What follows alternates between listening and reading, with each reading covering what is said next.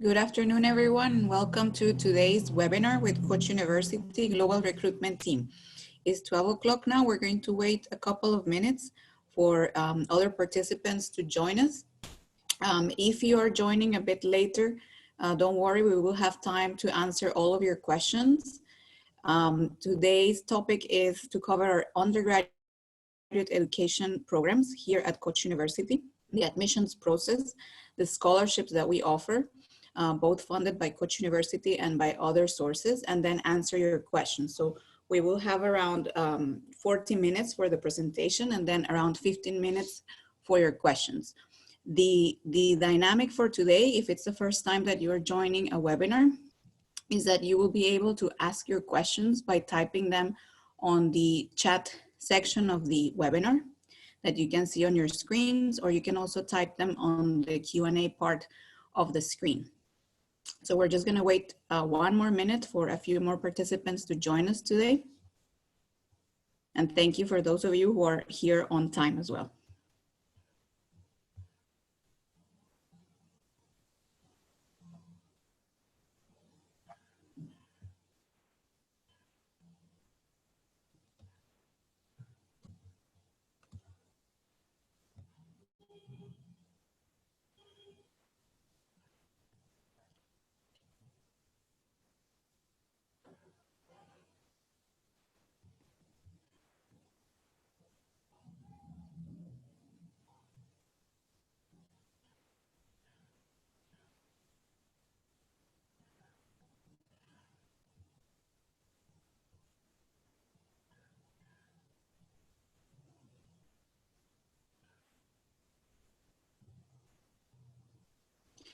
Okay, so I think we can get started now. Thank you again for joining us. My name is Melissa Abache. I am the Global Recruitment Team's manager. This webinar was going to be hosted by one of my colleagues, Mr. Ahmed Ismail. You may have received an email inviting you to today's webinar. Unfortunately, he couldn't be here today, but you can always contact us and we will show our contact details at the end of the presentation. If you would like to ask any questions, for example, or if your parents or teachers or friends would like to ask any questions, Mr. Ahmed will be able to help you with that. So to start off, so I'm going to start our presentation now.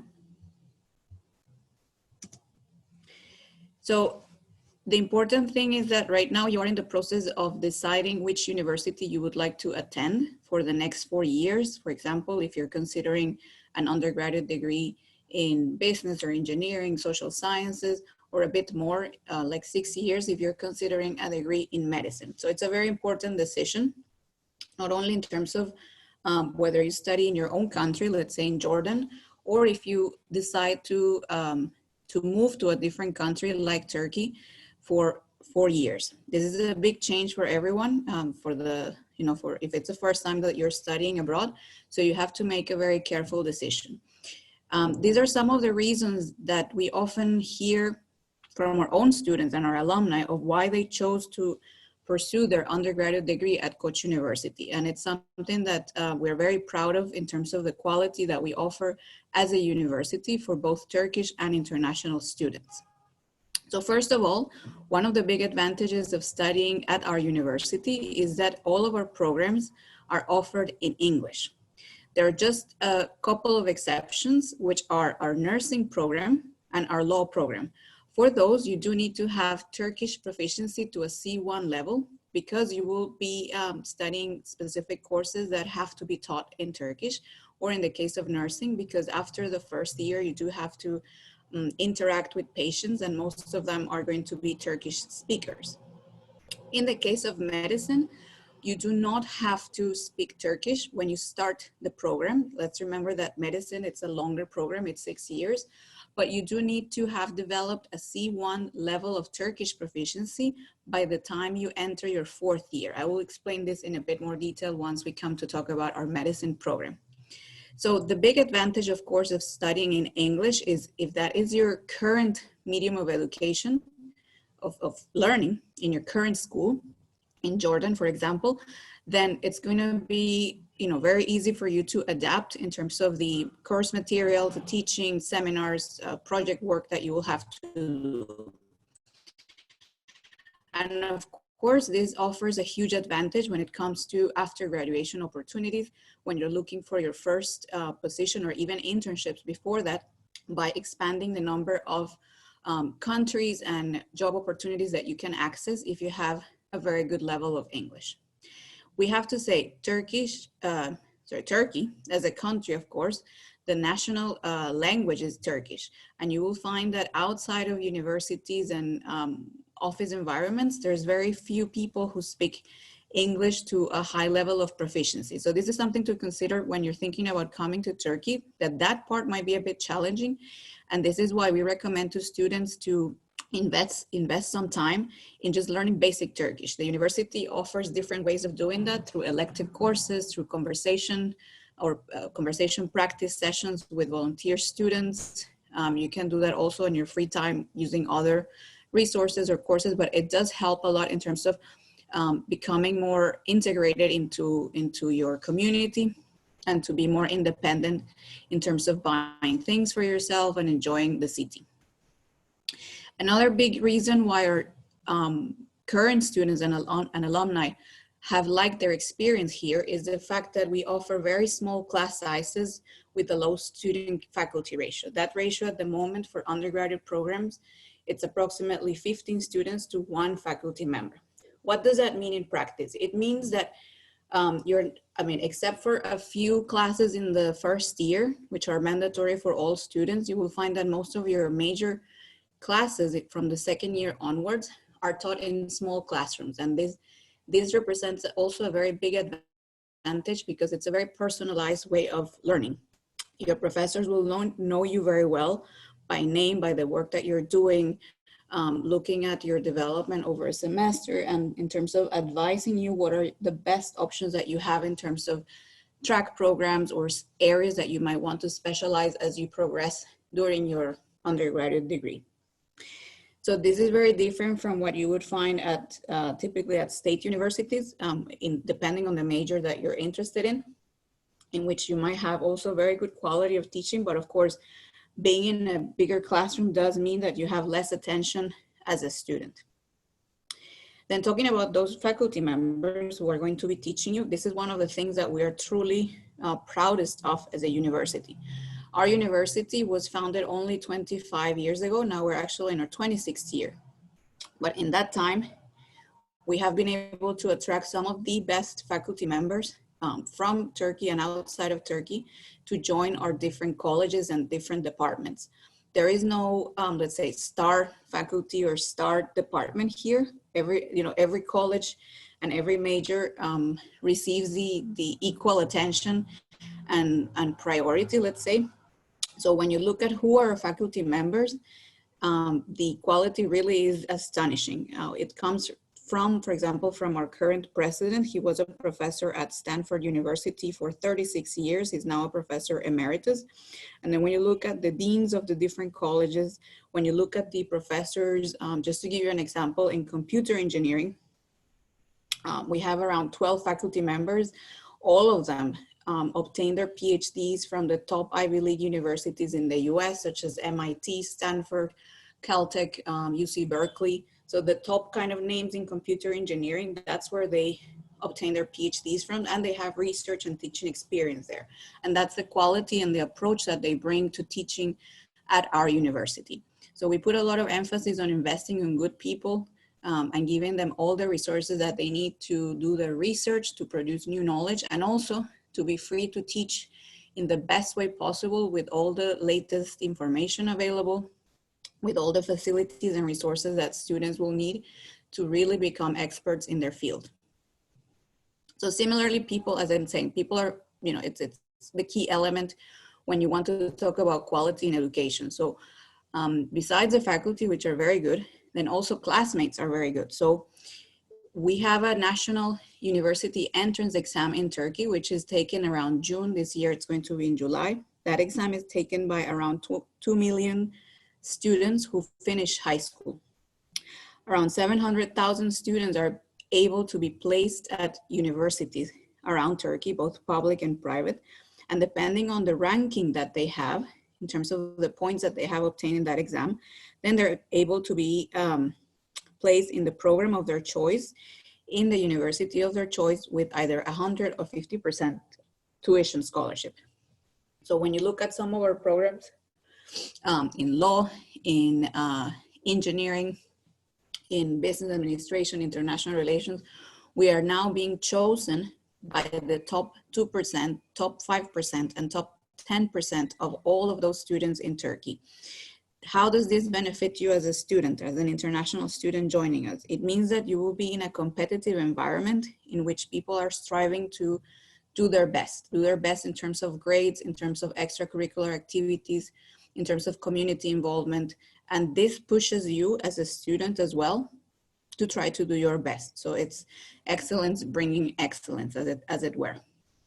And they're all coming from very different parts of Turkey. Some of them, for example, the majority have to complete a first year of English proficiency, because again, their education has not been in English, it has been in Turkish. But when you look at the quality of their foundation in mathematics and sciences and other areas, it's very high. So the next point in my slide, it's very important as well, especially for you as international students.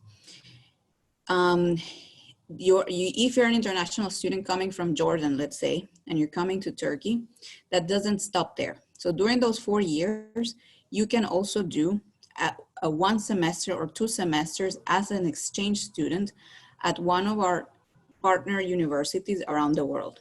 Let's say that you're also curious or interested or have thought about doing your undergraduate degree in Canada, or in the US, or in the UK, or in Australia, or in Germany, France, China, Korea. Well, you still have the opportunity to experience those countries, to experience the culture, the learning environment, make friends in those countries by not spending 4 years, but spending up to a year, so 1 or 2 semesters at one of our partner universities. When you look at our website, there are links to our Office of International Program. That's the unit at our university who is responsible for organizing those partnerships and sending our students abroad and welcoming students from those universities here. You will see the quality of partner universities that we have that in the US include universities like Northwestern, University of California, all of the campuses. In the UK, we have partners such as St. Andrews, Edinburgh University, London School of Economics. So it's a very good opportunity to experience that, and also for a much, much lower tuition, because as an exchange student, you don't pay the tuition of the university you're going to, you continue paying your normal Koç University tuition. So that's another big reason why our students have chosen us in the past, for that opportunity.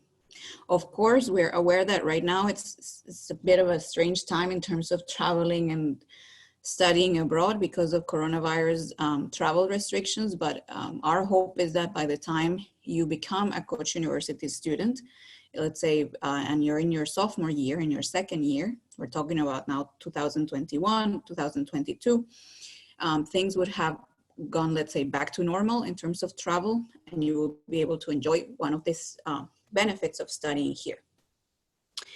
Then another big part of why people love our university is our campus. So the best way to describe this, I mean, we have just put a couple of pictures here, but when you go to our YouTube channel, you can see some of our aerial tours where you can see the whole campus.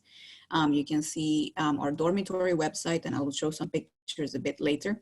But it is a very beautiful campus as an all residential experience, similar to what you could find in the US and some UK campuses, where we have all facilities that you need, from dormitories, if you wish to stay on campus, to banks, supermarkets, hairdressers, coffee shops, bookstores. So everything you will need, it's there. It's also very safe because it is located in Istanbul, but we're in a district called Sarıyer, which is on the European side of the city. If you have ever been kind of curious about Istanbul as a city, you will know that it's a big metropolis with over 15 million people, and it's the only city in the world that has one side on the European continent and another side on the Asian continent. That's a typical thing you will see on, tourism brochures about the city. So we are located on the European side of the city towards the northwest, very close to the Black Sea. So it is a single entry, single exit campus with a very strong security, facilities.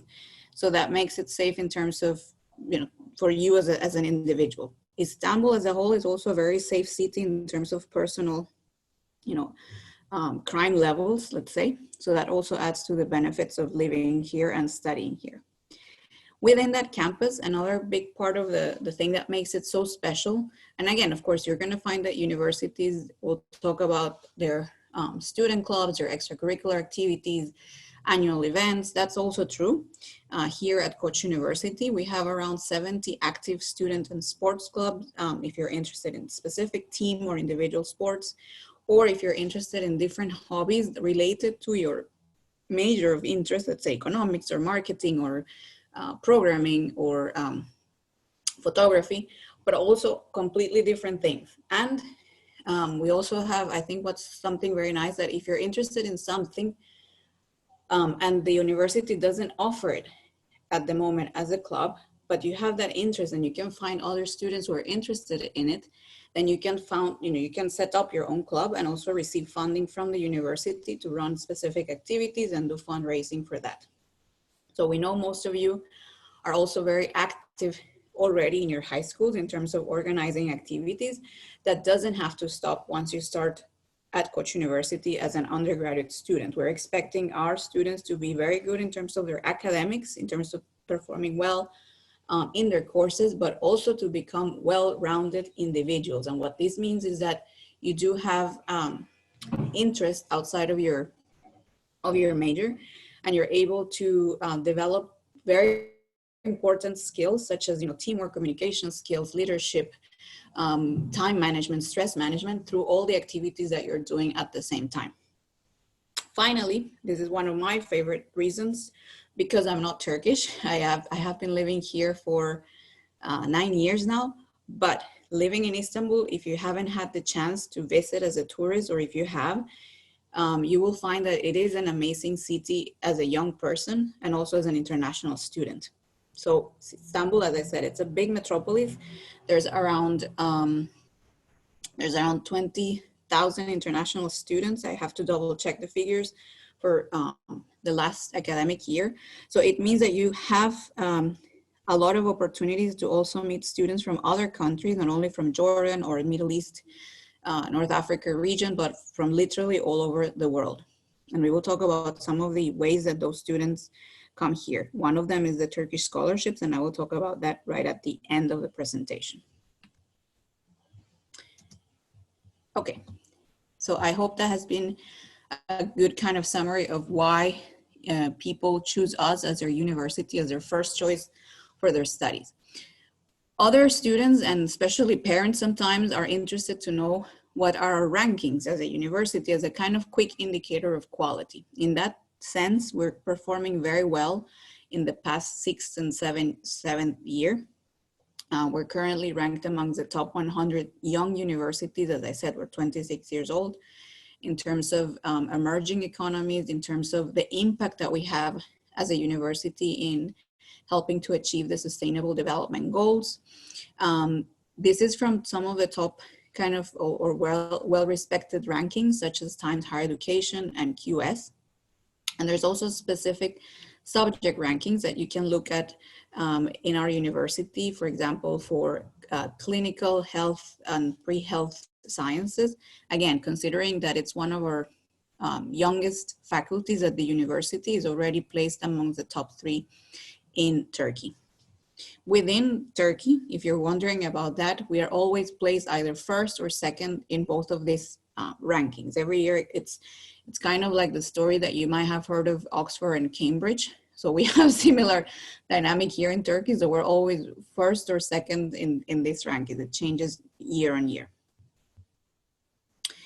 So another thing that we've had feedback from students in terms of when they're trying to make that decision, what's important to them to consider. So this is why I'm including this information here. You are going to invest around 4 years of your life, and your family is going to make an investment for your education. One of the things you want to make sure is that after graduation, that degree that you have obtained from Koç University first is recognized easily around the world. For example, if you want to continue to graduate studies, if you want to continue to do a master's or a PhD either in Turkey or in Jordan or in the US or wherever you choose to go, and that is the case. So our degree is widely recognized by, different governments, of course, in the US and in the UK, because our alumni, a lot of our alumni choose to go there after graduation. In terms of job opportunities, this is something that we're also very proud of, and it's a joint effort of lots of different units here at the university. When we do a first destination survey from our graduating class. So this is a survey that is sent to them 2 years after they have graduated to ask them, what are you doing now, basically, and how was your path towards employment or graduate studies before you graduated, after you graduated, and now. So what's impressive, it's the percentage of our alumni that received their first job offers before or just at graduation, let's say around June, July of their graduation year. So this tells you that, again, employers in Turkey are very well aware of the quality of our graduates and are very happy and ready to employ them. This is not a case of just the university, the name of the university, that plays an important role, but it's also the training that you receive as a student from your first year. So as a university, we're not waiting until you're in your 4th year to be telling you about job fairs, how to prepare your CV, how to prepare for interviews, which career paths you want to take. That work actually starts from the first semester. So we have a very well-trained and they're very active, our career development center. They're actually holding a virtual job fair today as we speak. So from the first year, they start to give workshops, seminars, and one-to-one coaching to our students to help them design their career, okay? They have a specific framework that they use so that by the time that you're about to graduate, you have very clear goals and tools, and you have developed yourself to a point where you're a very attractive person to the employers that you want to be hired from. Or if you want to become an entrepreneur and set up your own business, or if you want to apply for graduate studies, then you know how to do that and what are the things that you should have done every year. It doesn't work as in the 4th year realizing like, oh, I should have done an internship or I should have done a summer school. Like all of those things are things that you're guided to do before then, so that you are well prepared. And one of the things I like the most, of course, it's when our alumni tell us things like this. So this is one of our master students from the Middle East, and he just told us, because we're in communication with him, he did say, look, as soon as I started my master's, I mentioned it in my LinkedIn, I started getting job offers from numerous places in different countries, and I had the opportunity to work with a lot of talented and world-class pioneers in artificial intelligence. That's the topic of his master's, was in computer engineering. In a project funded by the European Research Council, which is one of the most prestigious type of research grants that researchers can compete for in Europe. So again, we're very happy when we hear all of these stories of our international alumni, and you can be one of them. It takes hard work, of course, but we are sure that you will have all the support and the resources to achieve that.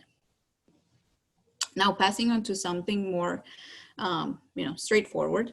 For those of you interested in terms of what type of degrees or what majors do we offer here at Koç University, you can see them now on the slide in front of you. So we have 7 colleges. So our way of describing faculties is as colleges. So it's very similar to the terms that you would hear in an American university.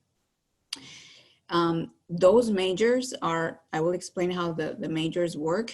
As you can see here, the majors that we do not offer, because I know we do get questions from Jordan about this a lot, it's, for example, in civil engineering or architecture or oil and gas or petroleum engineering. So those are fields that we do not have, but you can check other websites such as studyinturkey.ku.edu.tr, which is the official government website, and you can see which universities in Turkey are offering these programs either in English or in Turkish. Another area that I know that sometimes people ask us about that we don't have is dentistry or pharmacy, okay? So we have a school of medicine, which I will talk about in detail, and then a school of nursing, but we're not planning on expanding the number of majors or colleges that we have here. So besides knowing what the programs are, I think it's very important for you as you think about how to make a decision on where to study, is that you know what is the pedagogical or teaching and learning approach of a university.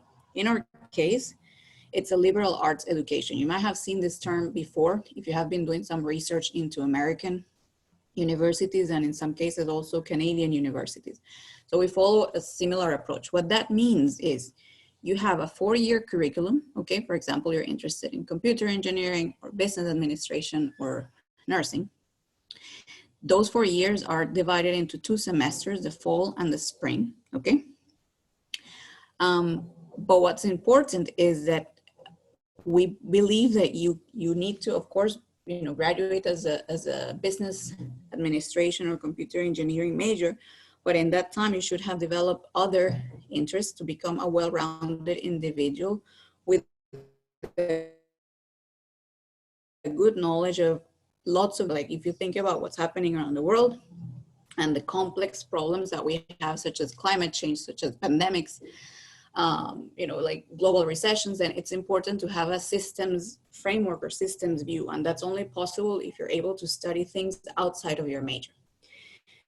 So how do we do that? So there's different ways. One way is that we encourage our students to do, for example, double majors or minors. Double major, I'll go back to the previous slide.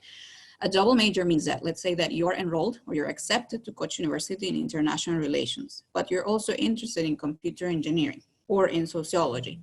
So a double major means that from your second year onwards, you can apply to the college and the major that you're interested in, and based on your GPA, you can be accepted to that. So every semester from then onwards, you're taking courses both from your major and from your second major.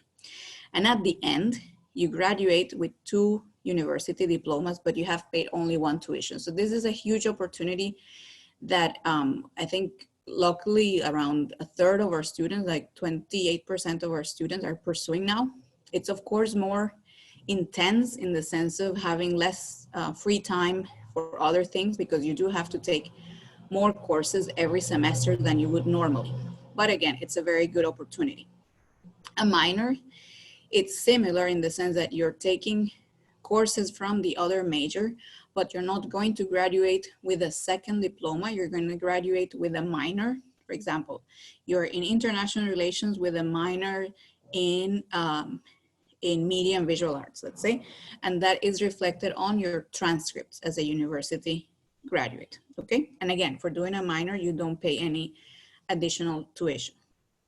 Then another way in which we foster that liberal arts education is through internships. That's specifically in the case of engineering majors.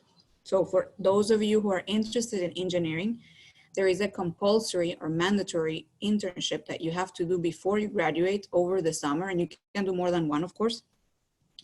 And for the other majors, it's not required, but again, you will see that it nowadays, like, you do have to have at least 2 internships by the time to graduate to be a competitive graduate in the labor market. And then we have something called Univ 101. What this means is it's a year-long set of courses and seminars which are offered by our newcomers office, in which they invite speakers both from our university and from outside the university to share their knowledge about different topics that are going to help you get started on your university career. So this is basically expanding your horizon and your point of view about both your major and other topics. So let's say that you're an engineering major, you would still attend seminars or courses which are related to world politics, to history, to arts. So that's the idea. So as I said, our curriculum is 4 years. So you would have, as you would find in any university, you would have some required courses which are specific to your program or major. Then you have some concentration courses, which will give you disciplinary depth. What that means is that you are, let's say, a mechanical engineer, but through the concentration courses that you have, then you're able to go into, deeper into a specific subject. Let's say that that's mechatronics, then that's what you want to specialize in. You take specific concentration courses on that. And then you also have electives. Those electives, again, you can take electives in areas completely different from your major. So if you're an engineering major, you can be taking an elective in, Byzantine history or classical music or, corporate finance. The idea is that gives you breadth so that you have a wide set of knowledge in different areas, okay? So as I said, rankings are important for some people. The way that we feel very confident about the quality of us as a university, for you as a student, specifically as an undergraduate student, is the way in which content and teaching styles are managed at the university. So the first principle for us is freedom. Academic freedom is very important for us as a university, is what guides everything we do. So this means that we trust our professors, because we know that we have hired the best people in their field to know how to teach and what to teach, so that you will be well prepared for an academic or an industry career afterwards. Students also, so as an undergraduate student, every course that you take, you're able to evaluate it during the semester and at the end of the semester. And this feedback is very important, because that's how professors are also evaluated by their deans. If we see that there's some courses where, professors are getting, not ideal grades from the students, then that has to be evaluated and addressed. And that's how we manage quality in that way. In the same way, both faculty members and teaching assistants are usually graduate students, mostly PhD students, who would help the professor with grading or with preparing seminars or lab sessions. Then they also receive regular training at our Office of Learning and Teaching, so that, again, they know how to best express and explain a complicated, a complex concept to students in different environments, whether that's a lab environment, group work, one-on-one sessions, or just regular lecture type formats. And again, all of our undergraduate programs have been reviewed recently. So this is a very big exercise that universities have to do to look at, well, if we have, let's say, a media and visual arts undergraduate program, what is that program aiming to do in terms of what the industry needs, in terms of what the students should know to become, a lifelong learner, and what are the things that are best practice. So all of our curriculums have been reviewed recently, and they are reviewed every 4 to 5 years. Now, another part of that liberal arts education, it's what we call the core program. The core program is not a foundation program that you might have seen, for example, that some US and mainly like UK universities offer as a kind of pre-university or pre-major type structure. For us, the core program is for all undergraduate students. So once you're admitted to Koç University, whether that's for medicine, for engineering, for whatever it is, you will take courses which are part of the core program, and they cover the 7 knowledge areas that you see on the left-hand side of the screen, and that they're going to help you develop the 8 competencies that you see on the right-hand side. When you look at those 8 competencies, you will realize this is exactly the type of both hard and soft skills that any employer anywhere in Turkey, abroad, in Jordan, wherever they are, that's what they're looking for in recent graduates. So you might say, well, if I'm going to study medicine, why should I be taking courses in, in cinema, let's say? So there is a reason. As I said, we want you to be a well-rounded individual, and sometimes inspiration and new knowledge and understanding comes from the places that you least expected. It also means that, for example, if you're studying sociology, you do have to take some courses in natural sciences, such as physics. That becomes a challenge. It's not easy. Like, we know that a lot of our both national and international students, they do struggle the first year with courses such as calculus and physics and chemistry. But, it's not impossible. It's just a matter of hard work and using all of the resources that the university offers for you. You can see more details about that core program on the website in red, which is core.ku.edu.tr. Then we have also track programs. This is the super interesting part for me because, for example, like you might not have seen the major that you're interested in the slide where I was showing our 7 colleges and majors, but you are able to specialize in some of, in that way through our track programs. So for example, if you're interested in bioengineering or biotechnology and bioinformatics, that's almost at the bottom of that, the slide under the College of Engineering. So you can take specific courses that are going to give you as a track that specialization. It will be reflected on your transcripts as well.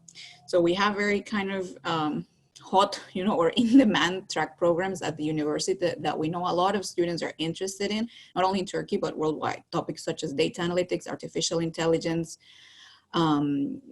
energy and environment, molecular engineering, biomedical engineering, mechatronics, okay? And then, for example, in the case of administrative sciences and economics, entrepreneurship, we know it's very important for a lot of students who are thinking that after graduation, they don't want to have their first job be at a big corporate or a big institution, that they first, they already have some business ideas that they want to develop and try out.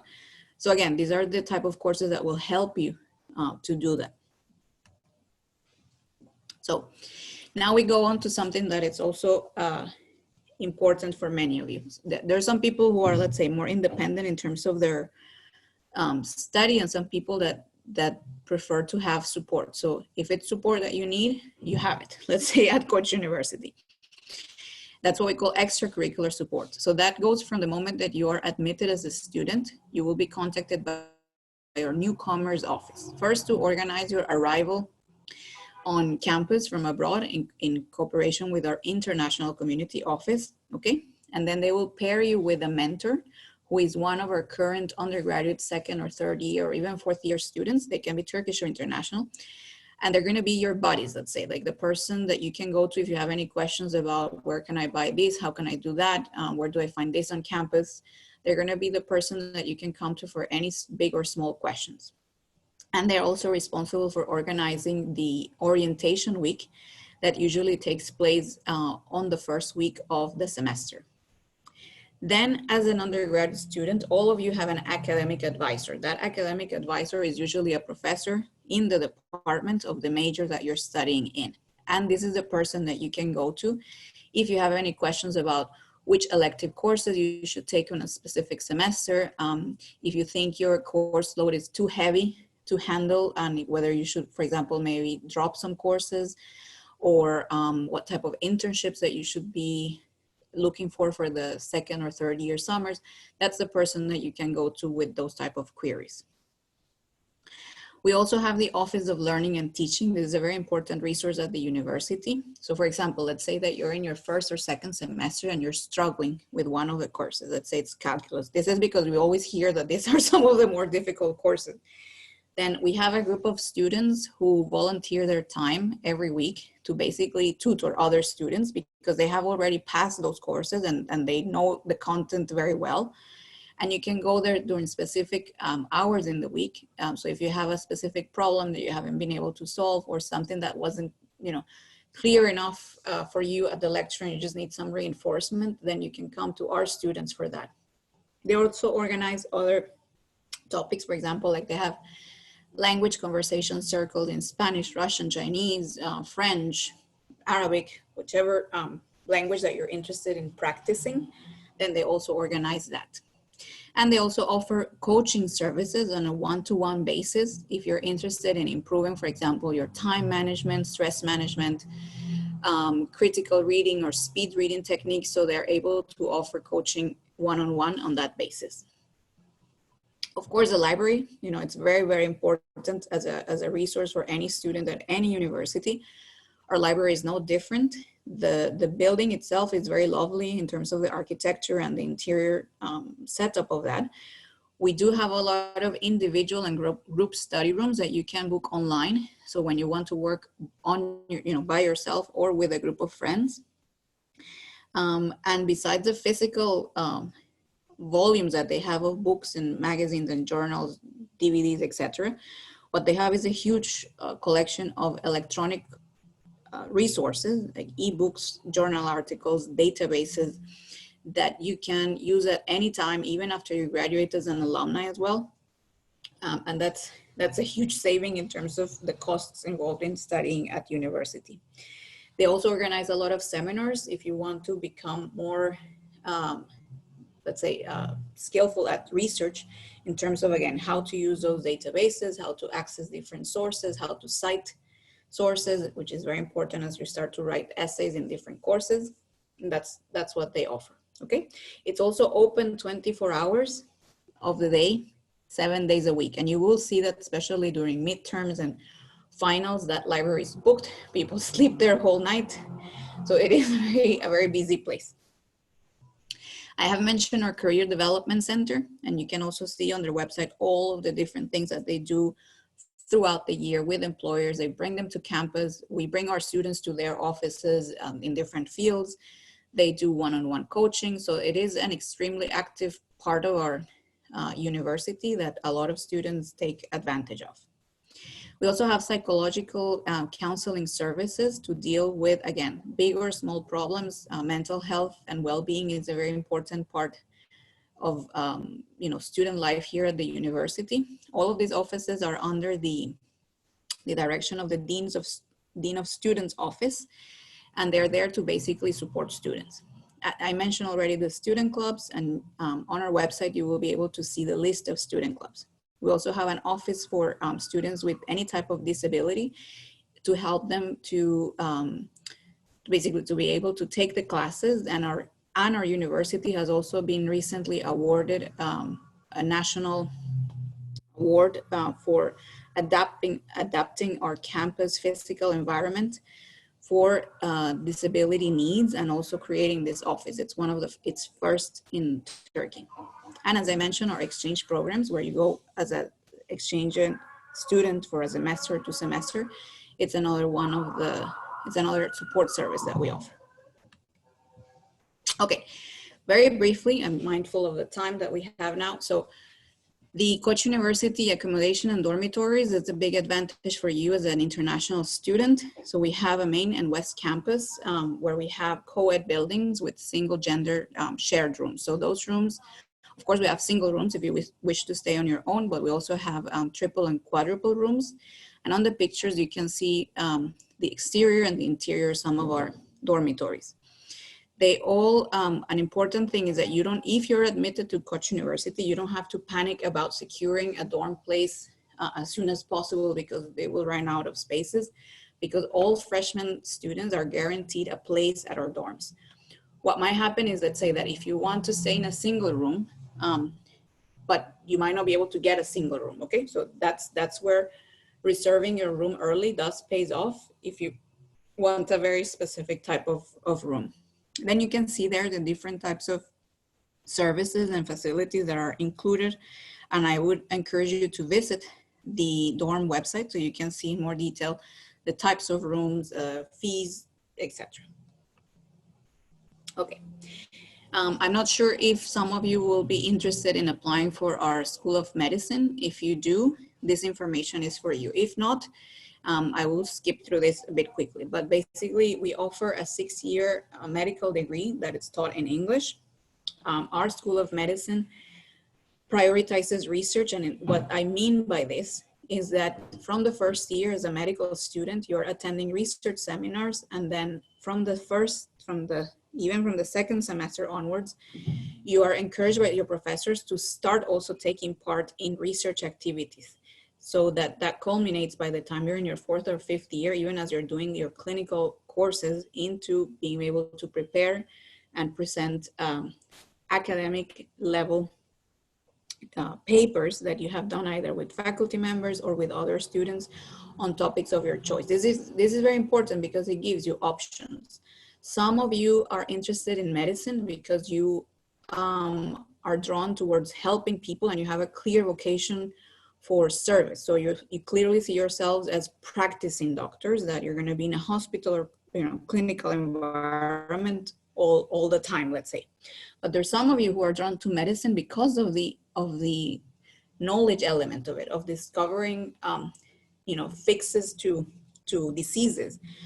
So those of you who have more of a research inclination and after graduation would like to go more as a clinical researcher, then again, getting this training during those 6 years is really invaluable. It helps you prepare very well for graduate programs that are focused on clinical research, either in Turkey or outside of Turkey. Another key feature of our School of Medicine is how small it is. So this has plus and benefits. The plus, as I said, it's similar. Like it's a very hands-on, personalized education. You do have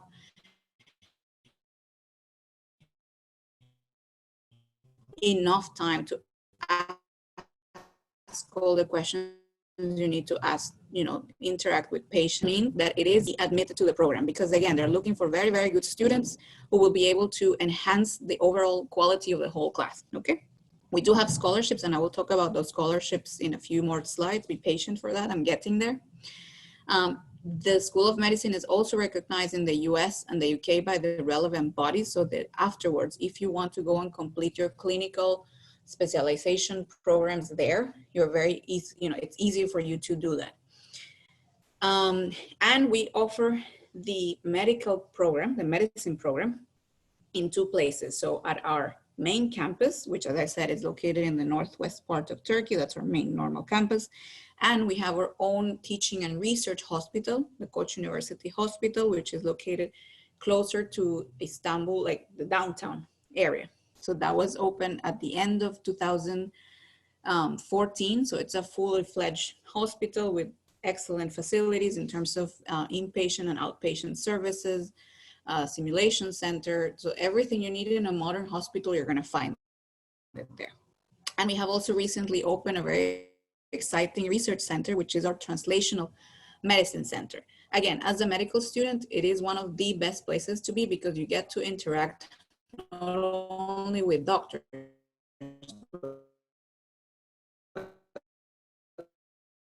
with people from engineering, statistics, artificial intelligence, who are all working in terms of biologists, so they're all trying to find improvements or cures to different diseases, non-communicable or communicable diseases, through the research that they're doing there, and you get to be a part of that.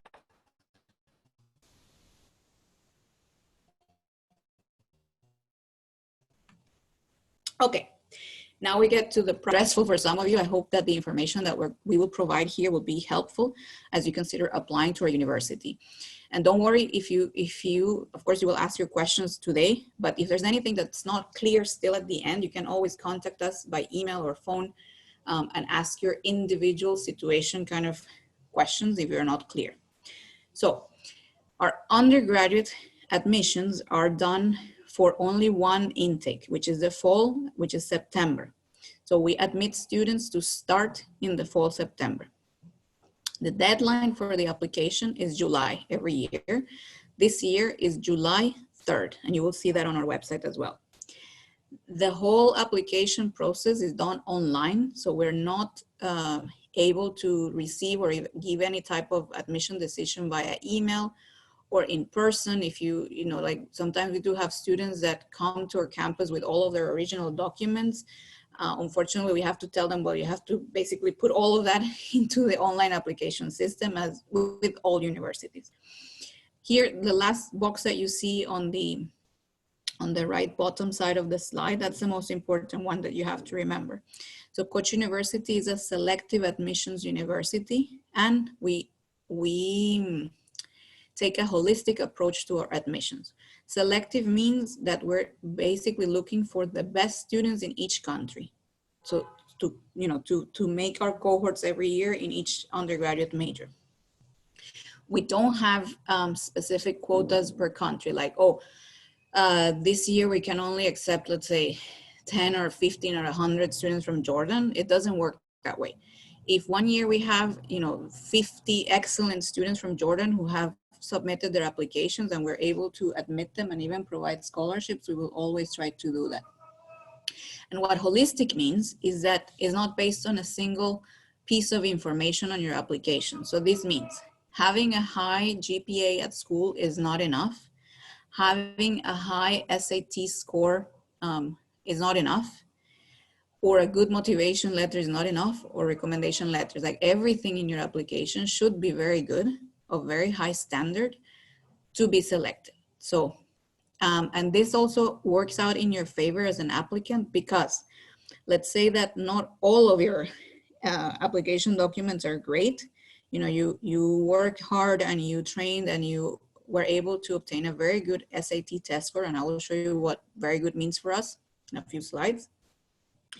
But for whatever reason, your high school GPA hasn't been that great over the last year, or there was, you know, a year, let's say year 9, 10, to explain that clearly in your motivation letter, and your teachers are able to explain that in the recommendation letters, then by holistic approach means that we take all of that into consideration to decide on a full admission, a conditional admission, or a rejection. Okay. So now what you see here is the list of application requirements for undergraduate programs. So everything you see here that doesn't say optional, it means that it's required, that you should have it. And I will also give you an update regarding coronavirus and test scores, etc., because I know that's top of your mind right now. So the first thing is that you should have a standard university entrance exam score or an eligible diploma score. What we mean by international standard score is either SAT, okay, the SAT 1, which is a general test, or the SAT 2, which is the subject tests that you can take, or the ACT test. So these are very common tests for those of you who are also considering admission to a US university. You will see that they have very, very similar requirements. If you're thinking of medicine, you can also apply with an MCAT exam. But let's say that you don't have this test scores, but you have been studying in a school in Jordan or somewhere else where your curriculum will, you know, after graduation, you will graduate with an international baccalaureate or a GCSE graduation certificate of A levels, advanced levels, or for example, a French baccalaureate, then you can apply with your scores that you have obtained there. Then the other two elements here are the motivation letter, in which you explain why you want to study a specific major, or maybe you're interested in more than one major, okay? Why you want to study that at Koç University specifically, showing that you have done a bit of research and you know why our program is a good fit with what you need and who you are as a person and as a learner. And third, that motivation letter should say, how are you a good fit for us? What makes you a great candidate? So that's in terms of your skills, your knowledge, your experience. I want to make here a very important note, which is a motivation letter is not a personal statement. US universities typically, they would ask for a personal statement and a motivation letter. In our case, we're just asking for a motivation letter. The personal statement is more about telling your story to the university of who you are as a person, you know, your dreams, your motivations, like what drives you, any unique kind of personal situations that have made you the person you are today. In our case, what we're more interested in is why you want to study some specific major, as I said, and how are the skills that you have developed in your high school years make you a good fit for a program, would make you a potentially good student. What we want to make sure when we're admitting students is that they will be able to cope with the very rigorous academic level of our university that our professors are expecting of students. And not only cope that, but that you will excel. So it's not that you're going to be surviving semester to semester, barely passing the courses or failing them. No, the idea is that you're going to join here and excel academically and in non-academic ways as well.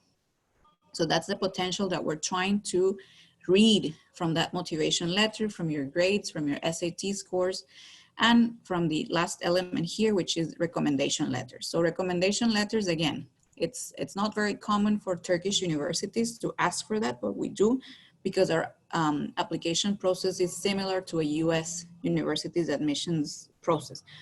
So those recommendation letters usually are written by school teachers. They could be a specific subject teacher that you have that has known you for a good time, and they can speak about your abilities and your attitude towards learning or your talent for a specific subject.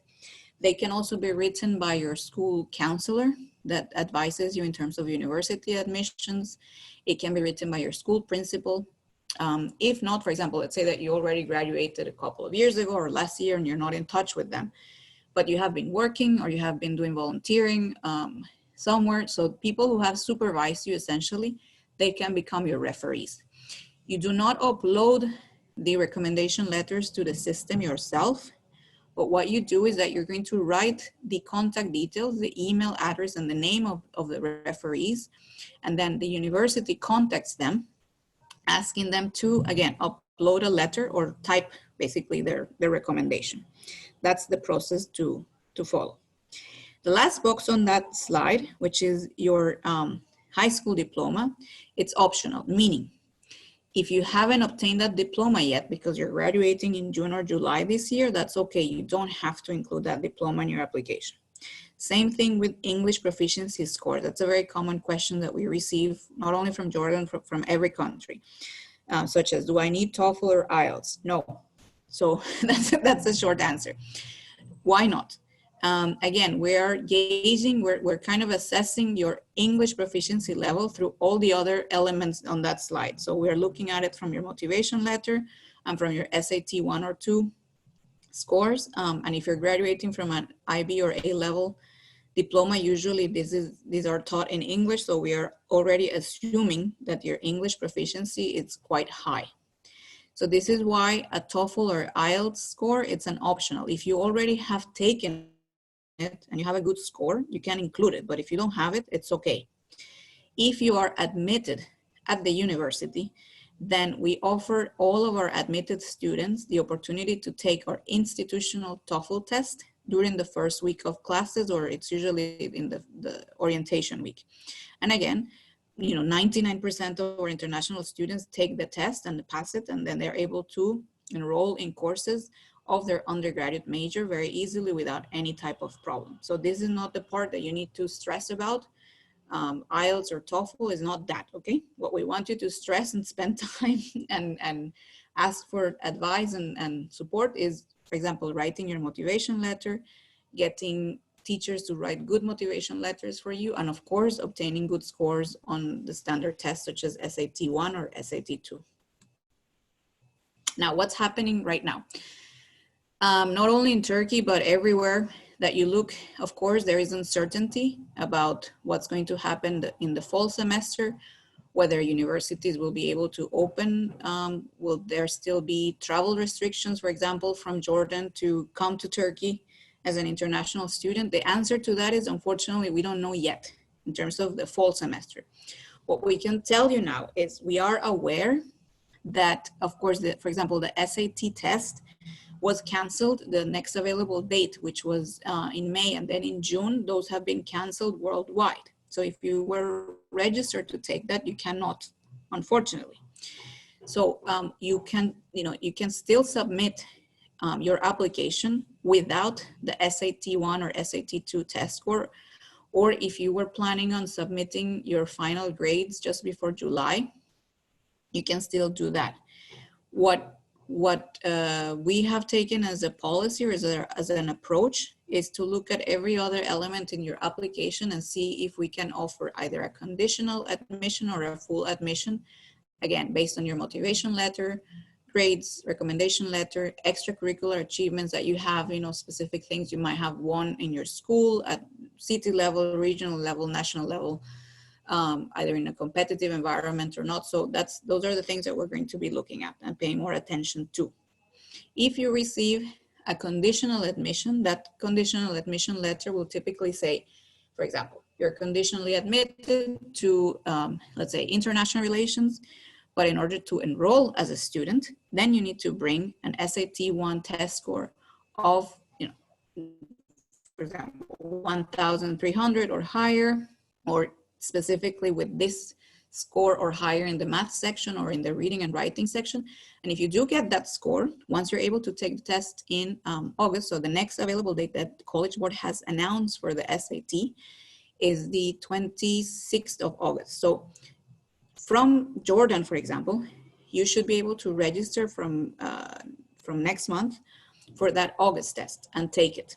And if you obtain that score, then you can come in September and register and start your undergraduate degree at Koç University.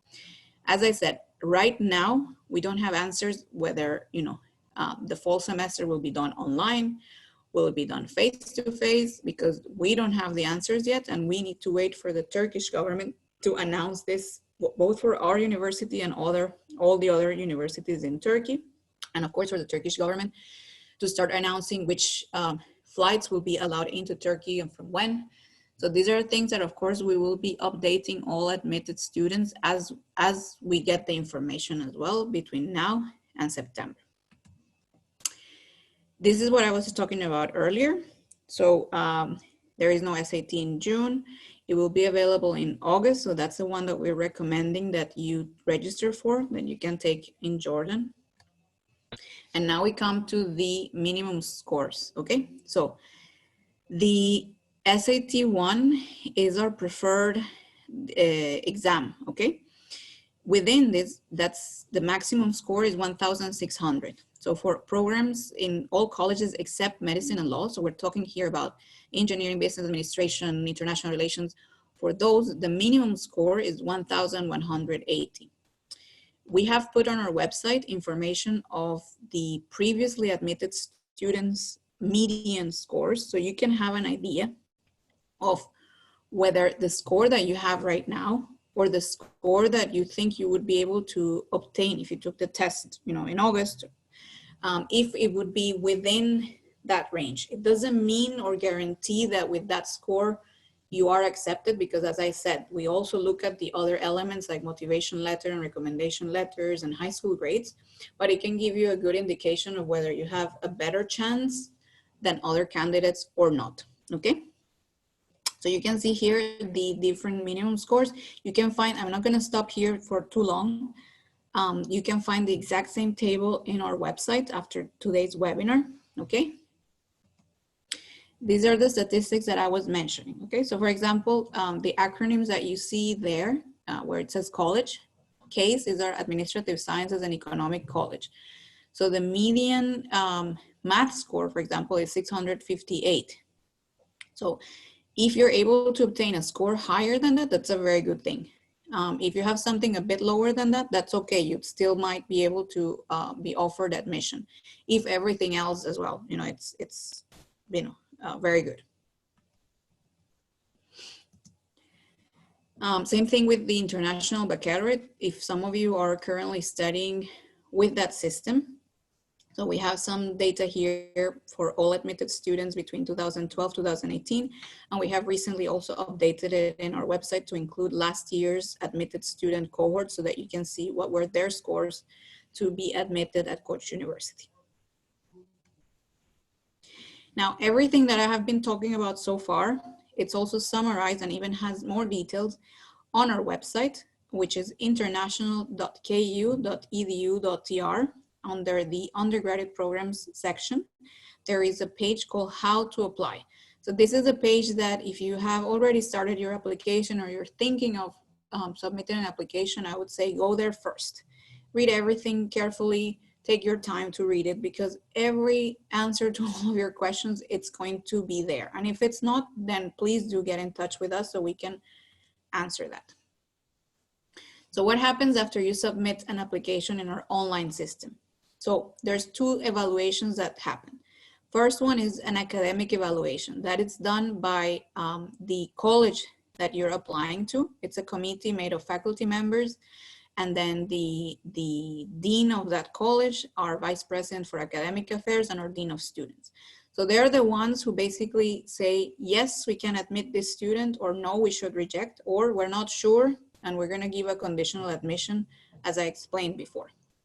They also decide whether you should be given a merit scholarship. Merit meaning academic merit. So for example, if you are an outstanding candidate that has, you know, a near perfect or very high school GPA, grade point average, and you have very high,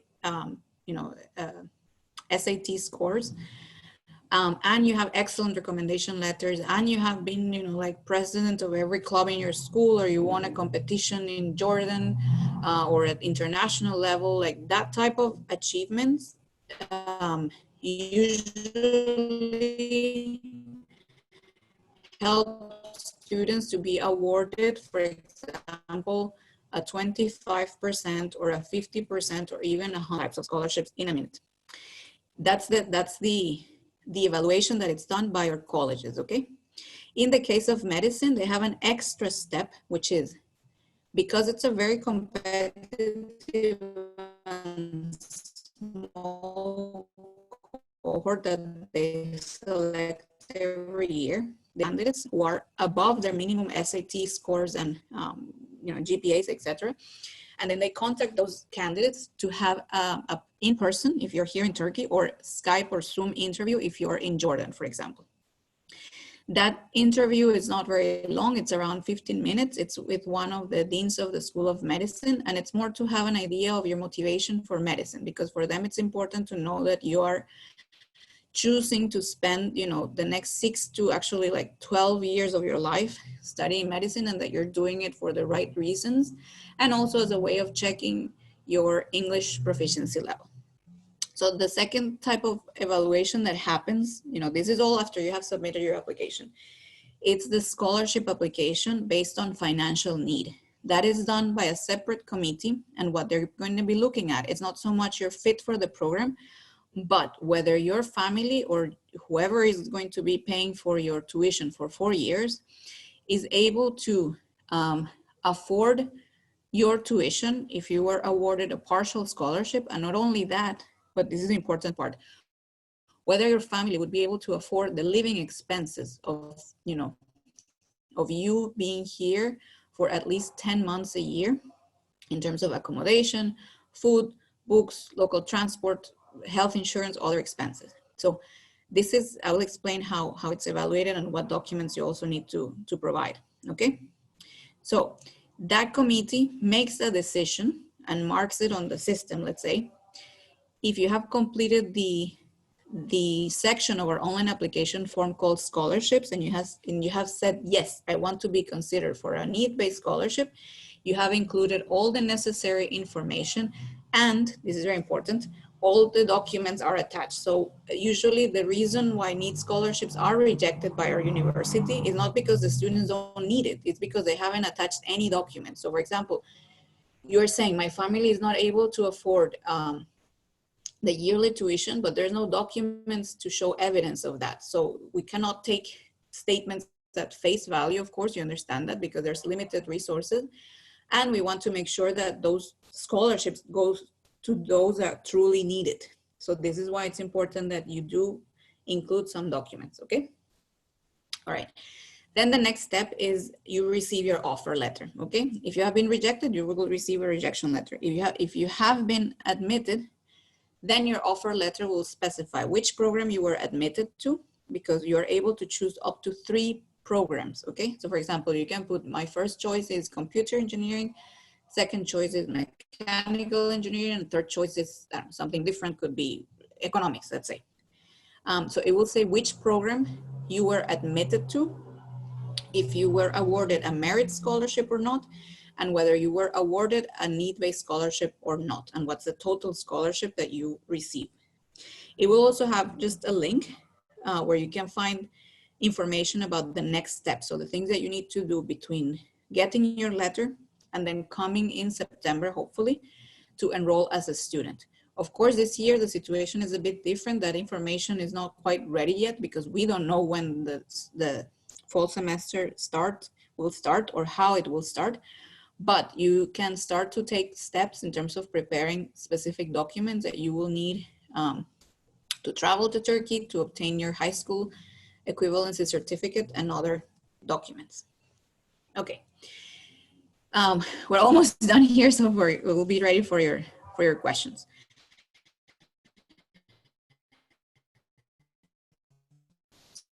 So,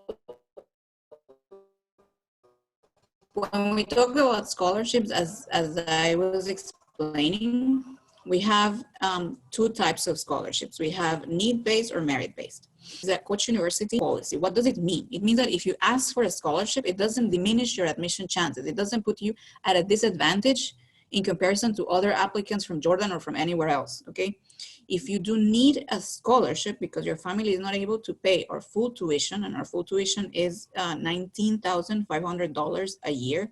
If your family is not able to afford that plus the living expenses, then you should ask for a scholarship so that you can, be considered for it and hopefully receive it.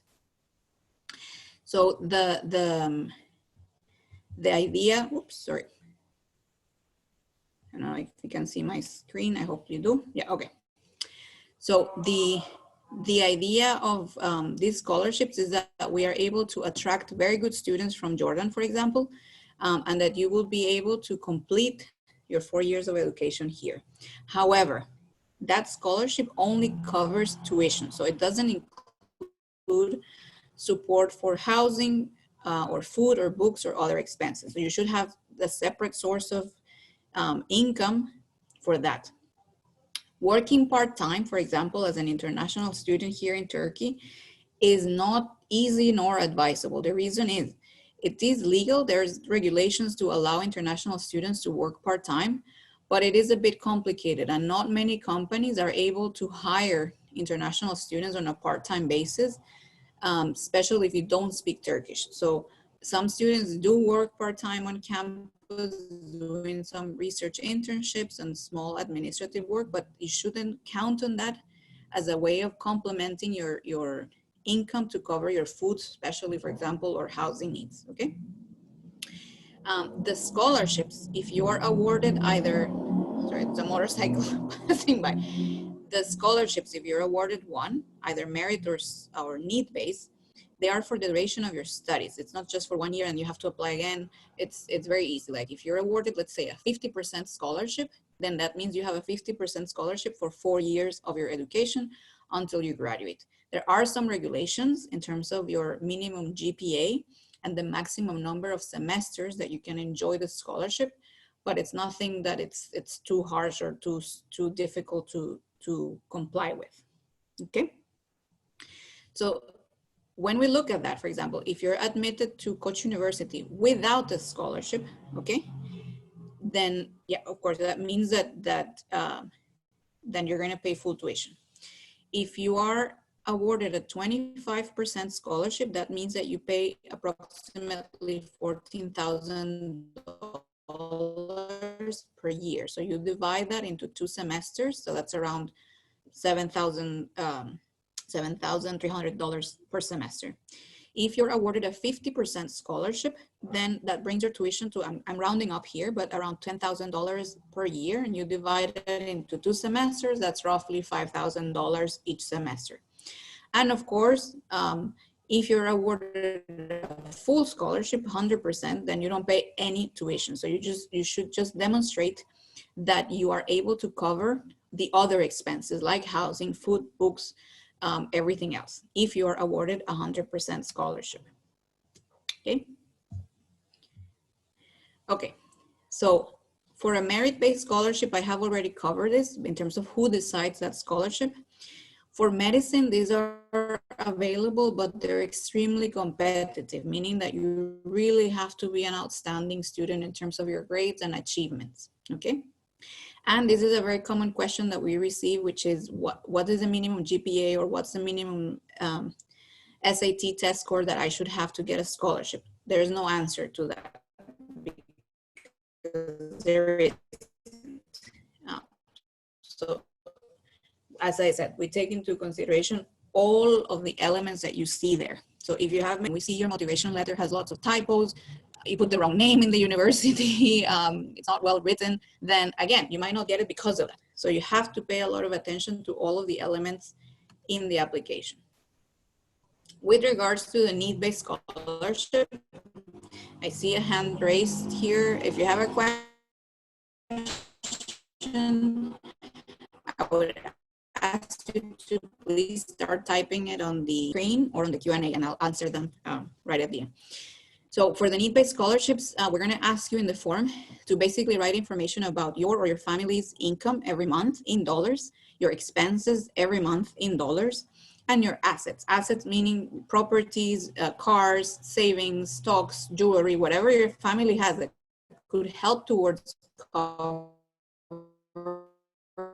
your costs of education. You should write evidence. If you're saying that your family's income is, for example, $5,000 a month, then there has to be some documents from both of your parents or one of your parents showing that that's roughly the amount, whether that's a pay slip or a business income declaration or an annual tax declaration, something that shows that.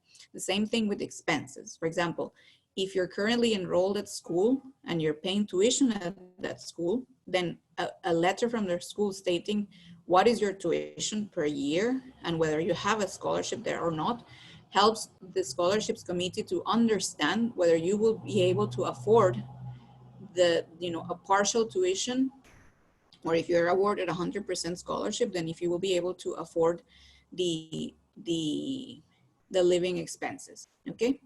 So the question we had is, what about medicine? So as I was mentioning, for medicine, we do have tuition scholarships, need-based or merit-based, and they're the same. There can be for 100%, so full scholarship, or 50% or 25%.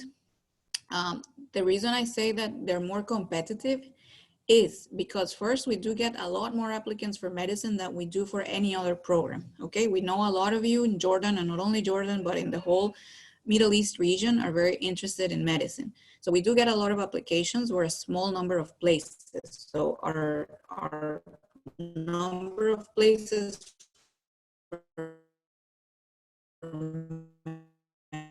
medicine every year, it's our trying students. So demonstrating that is the important part. Okay. Okay. So this is just to show you what it looks like in our online application form. And once you start a form, you will see what I'm showing here. If there are any specific, questions that don't apply to you, just simply put not applicable or write 0. Okay. So for example, if your family only one parent works, we're asking about your second parent, you can simply say it's not applicable and put 0. Okay. So these are just the screenshots of the application so that you can see the type of questions that we are asking. And now when it comes about costs, so besides the tuition, which, it's important to know, it's also important that you know how much is it to live here as an international student every year and specifically per month. And you compare that with what your family is able to afford or not. So as I said, like if you were not given any scholarship or 100% or 50 or 25% scholarship, these are the amounts on the first column where it says tuition per month in dollars that your family would need to pay every month, okay? A semester usually has 4 months, or you can divide your semester payments into 4. Then the next 2 columns, for example, if you chose to stay at the Koç University dormitory, that has an approximate cost of $230 per month. That's in a triple room. Of course, that can go up if you're staying in a single room with your own bathroom, or it can go down if you're staying in a quadruple room with shared bathroom, and if you're staying in the West Campus. If you decide to live outside of campus, like you find accommodation with relatives or friends and you rent privately, the number can, of course, also go much lower than that and a lot higher than that. It depends on your lifestyle choices and the budget that your family can afford. Same thing with food, travel, books, and other expenses.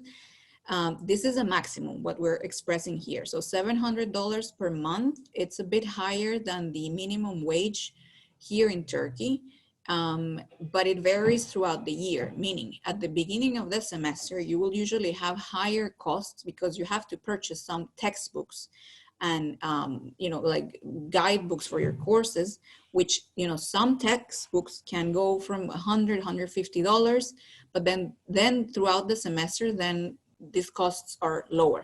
But in general, as an average, you can think of $500 to $700 per month to live here. And then that gives you an idea at the last column of the monthly budget that your family should be able to give you every month to cover your tuition, living expenses, and accommodation here at Koç University and in Istanbul. This information is also, we haven't published it yet on our website, but we will be publishing it very soon.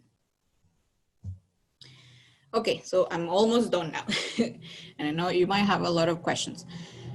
So let's say that you've looked at that information and you discuss it with your family and you realize like, okay, so my family does not have enough resources to, even if you get a full scholarship from Koç University that covers all of your tuition, your family wouldn't have enough resources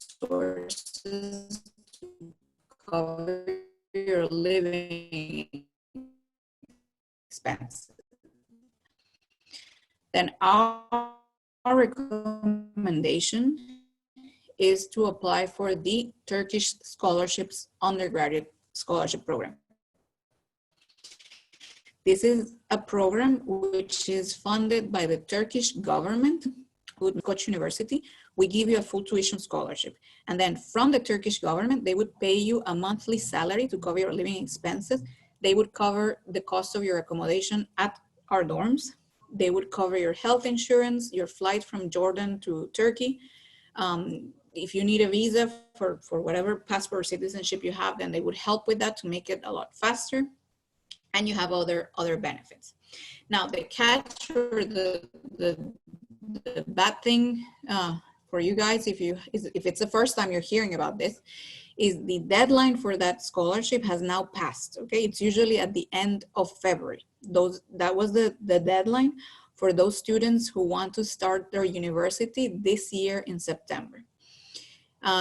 If you are not in, if you still have time, if you're joining us and you're still in your year 11 or even year 12, you still have time, then I would strongly encourage you that you apply for this for next year, meaning for fall 2021, okay?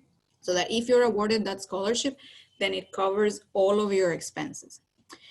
Here we have some information about transfer admissions. And if you have any questions about that, I'm gonna skip that because of time, but otherwise you can find that also on our website. I mentioned this about the fall 2020 semester. Basically right now we don't have any answers, but what you can know is that if you're admitted, of course, we will keep in touch with you very closely via email and telephone to let you know if there's any changes, if there's things you need to prepare, if we're going to start online or anything else. Now in Jordan, and I'm going to finish with this, we do work with two educational agencies. One is called GESCO Education and one is called Bridge International for Academic Services. They're both located in Amman. So if you need some extra support in terms of helping you decide which major would be best fit for you in terms of your profile, your interests, your performance as a student, then you can go to them to help you. It doesn't mean they're going to prepare the application for you. That's not what we're looking for by working with educational agencies, is to give you more of career guidance in terms of what you should study and what would be the best fit for you in terms of university choice here in Turkey.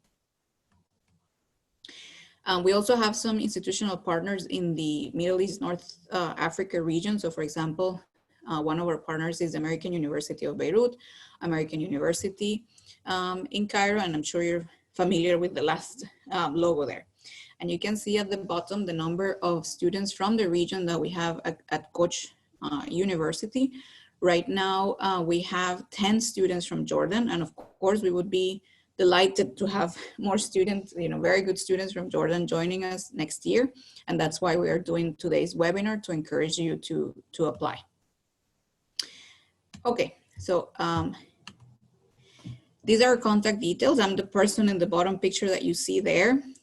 We are very active on Instagram that you see, it's at KU International Admissions. And if you use Instagram I would also encourage you to follow us there because we are always putting information that you can see our current students, our alumni, things that are happening on campus, announcements about our admissions, so make sure you follow that. And as I said, if after today you have any questions at all, after you have checked our website that you can see there, it's international.ku.edu.tr, then you can email us and we usually reply between 24 to 48 hours. You can also write to us questions on Instagram, watch our YouTube channel. So I encourage you to do that. So I do apologize because I do like to talk a lot and I realize that I have extended my planned sort of 40 minutes. So I'm going to open now I'm going to go back here and I'm going to open the chat part to see your your questions.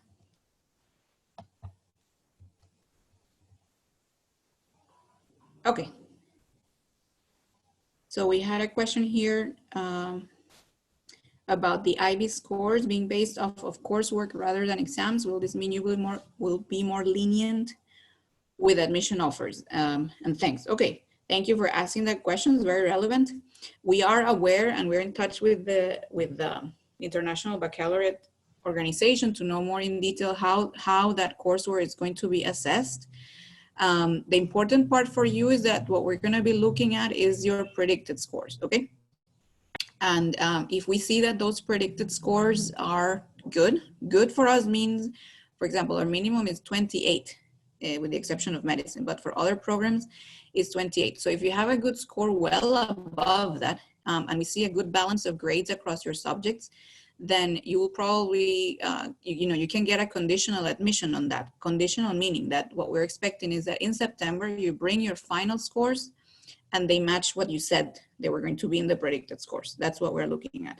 So we're not paying too much attention in terms of how the coursework is going to be assessed, but more on the predicted scores that your school can issue to you and that you can include in your application right now, okay? I hope that answers your question. Then I'm gonna check here. That's a good question, sorry. There's a question here, how much is studying medicine at Koç? And I do apologize because we didn't include information about that. So the tuition for medicine at Koç University is $26,500 per year. You multiply that by 6 because it's a 6-year program. The normal tuition is $19,500. So I hope that answers your question. Let's see. So if we do not have any other questions, I hope that was very informative and that's why you don't have any other questions. Thank you so much for joining us today. As I said, we're happy to always answer any queries that you have. Oh, we have one more question. Do I need any English proficiency test to have a successful application, or does the university provide an English test at the beginning of the semester? So the answer is the latter. Yes, we do provide an English test at the beginning of the first semester in September that you can take. So IELTS or TOEFL, it's an optional part of our application process. If you have it, include it. If you don't have it, do not worry, okay? Because we will evaluate you on the basis of the other documents that we mentioned. Okay, so if any other, do you have any data for acceptance rates for School of Medicine? So we don't publish the acceptance rates for any of our colleges, including medicine. When we say competitive and selective, I mean, it varies across college, but we're looking at an average of 8 to 15%. So for medicine, of course, it's going to be on the lower end because they do need to be quite picky and quite selective, given the nature of what you're going to be studying and the responsibility that you will have as a doctor in the future. Do you accept IELTS results? Yes, if you have them and your score is 6.5 or higher, you can include it in your application. There is a language section of our form and you can include it there. You won't see a field saying IELTS, but you can use the TOEFL field to put in your IELTS results. The reason is that IELTS as an exam is not currently accepted in Turkey by the Turkish the Higher Education Council of Turkey. It hasn't been accepted in the past 3 years. However, to apply, we're able to evaluate you with that. If you're accepted, as I said to the previous question, then you can take our institutional TOEFL test in September or at the beginning of the semester. Okay, let's see if we have any other questions or in the chat. Okay, so if we don't, then I'm going to wrap up now today's webinar. Thank you so much for joining. We have been recording this webinar and we're going to upload it to our YouTube channel by the end of today. So you will be able to see it tomorrow, and you will get an email from us automatically, so that, you know, if you want to watch it again or share it with your friends or family, you can also do that, okay? So thank you so much for sharing. Please take care. Hope you all stay safe and healthy in Jordan. We're looking forward to traveling back to Amman. It's one of our favorite places to go when we visit our partners and our university partners. Thank you for your time as well. Bye.